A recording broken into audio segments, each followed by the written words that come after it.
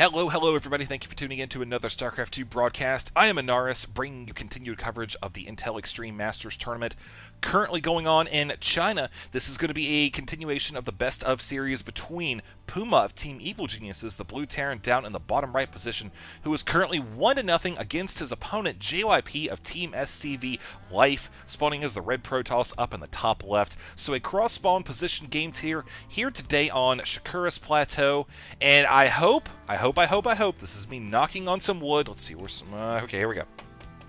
I hope that we're going to have a good battle today, and when I say good, I mean, yes, the last match, it was good, but it was also very tense, and I just kind of felt this aura of doom as PuMa was just slowly creeping across the map. Now, that aura of doom was created by some brilliantly executed multitasking on PuMa's part. The Banshee harass, the cloaking incorporated into that 1-1-1 style of play.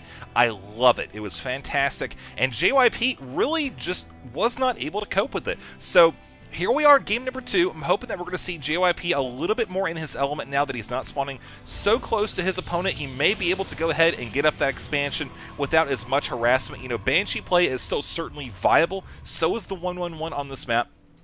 But with the increased distance between the two players' bases, especially by air, man, those spawning positions on the Lost Temple like that had the 12 and 3 is absolutely brutal for any type of airplay. I feel like JYP will be in a little bit better position overall going forward. Now, let's actually take a look here. We see he's opening up pretty standard there, gateway, gas, etc. PuMa, likewise, he's actually opening up with, I think, maybe the same opener as game number 1.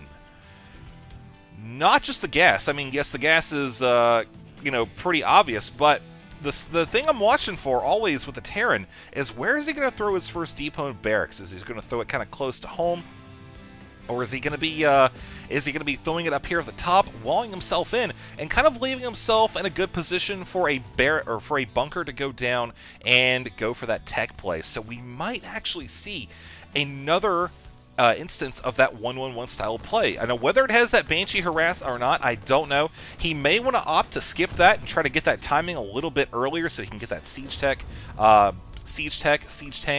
little bit faster, but we'll see what happens. I mean, the guy is a brilliant player. Then again, so is JYP. I feel like, despite the fact that he really wasn't able to effectively deal with that 1-1-1 pressure, combined with the Banshee harass, I still think, again, he does stand a very good chance to win this. Looking at where we're sitting right now with him, we're seeing he's sitting that probe out to drop, I assume, that expansion. Yep, sure enough, 400 minerals, clear indication there, at around 20-21 supply. And a Terran player, okay, he's got second gas, he's got that factory going down as well. Running a little light of the minerals for SCVs, but I mean, again, that's all just the style of play. That Mule can obviously keep you up with the best of them. Look at that, actually Protoss just barely ahead despite the 3-worker lead and only working on 1 gas right now. That's the power of the Mule, man. The power of the Mule. They can break dance like a boss for a reason. So 2 additional gateways going down. I feel like we actually have a very similar build, except JYP opting to go with his expansion a little bit earlier. I feel like in game number 1 he did go for that second gas before he did now. Obviously, I think that, again, that was just in response to anticipating that air harassment. Wanted to get that robotics facility a little bit earlier now, of course, now delaying it in favor of this style of play. So, PuMa over here with the SCV Scout, and JYP looking to actually put some possible pressure here on the main for his opponent. Now, let's take a look at this here and see what could happen. We do have, ooh, we've got that cloaking on the way again. So we are going to have, I think, a repeat, just a full-out repeat of game number 1 with that Banshee harass. Now, I'm really going to be curious to see how JYP handles this, especially since he does not have a robotics facility yet.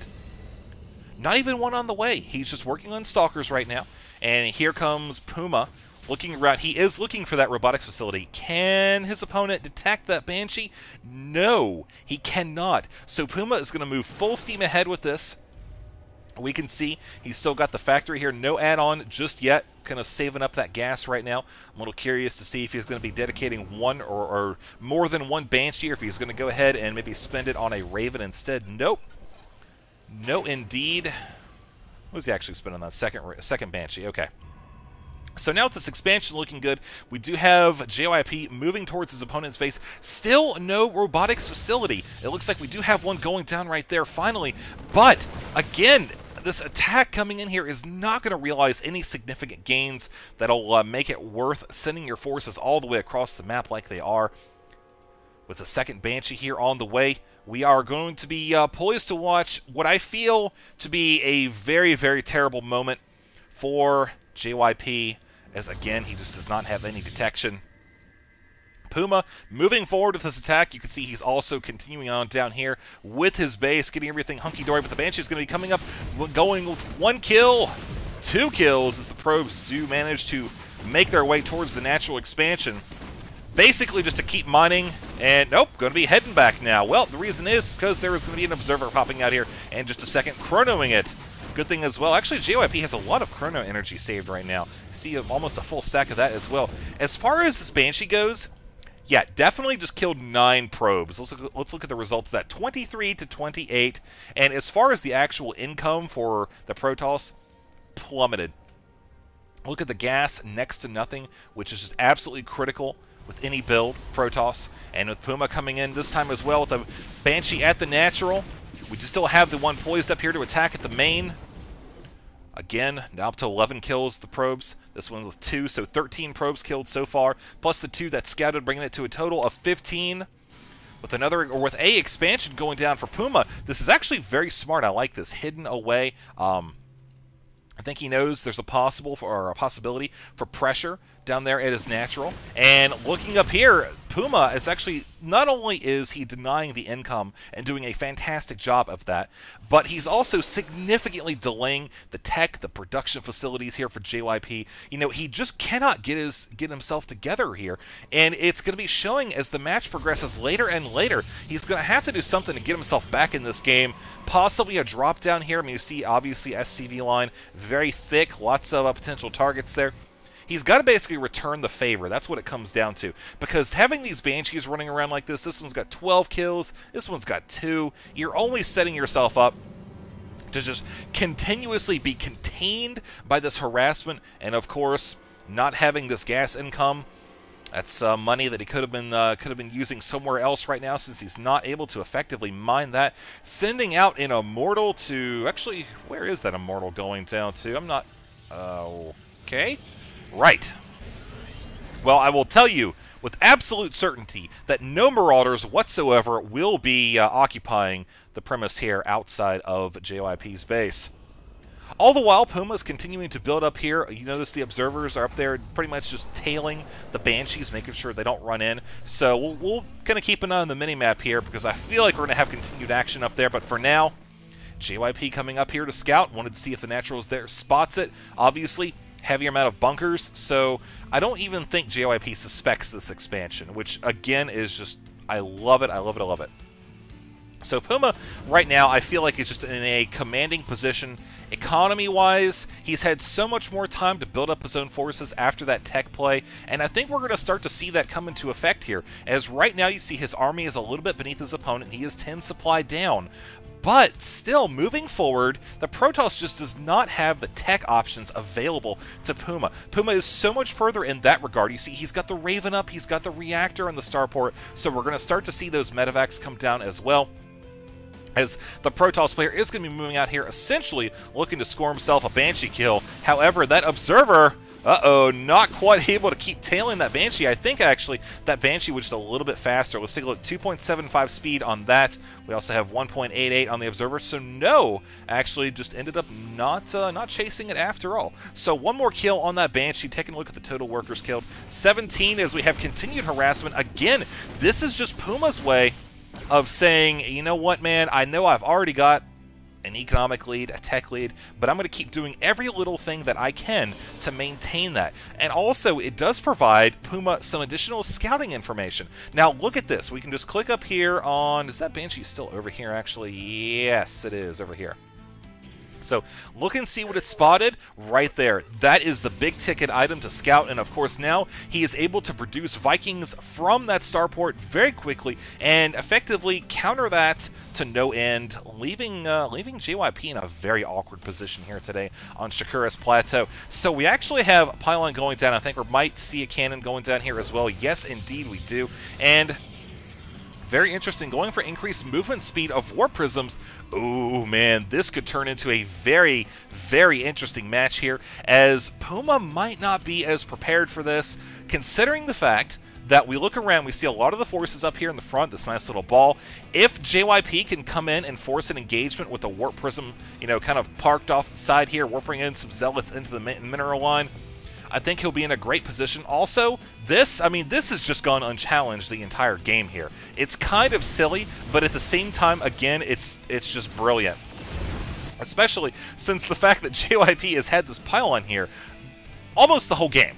Ever since that first initial attempt at busting up the ramp there, that has just sat unused. That poor pylon, man, by himself. I feel sorry for the guy. So JYP is going to be continuing to run around here. Obviously, this SCV is going to come in and get killed.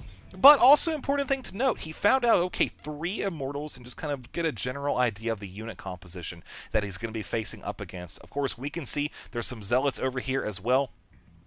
Now, looking down here, we have a pylon, and pretty much just the Banshee continuing to run around. 15 kills right now. Terran Observer heading out as well, as I would actually like to know where that Warp Prism is. Let's see, we have it actually right here with the Colossus drop. Oh, man, this is lovely. I absolutely adore this. JYP, you are my hero. Breaking in the Colossus like a boss, and actually leaving as fast as he came in. I guess he really does not want that Viking to come over here. Of course, that is going to be a very massive loss there. Just see, that's the problem with that style of play. I mean, yes, it's something we don't see very often, the Colossus drop, but coming at this stage in the game, when your opponent, you have to know with that Banshee arrest, you just have to know. Your opponent knows that you've got Colossi, so you have to anticipate those Vikings flying around, or else you're just not paying enough attention. That's really just what it comes down to.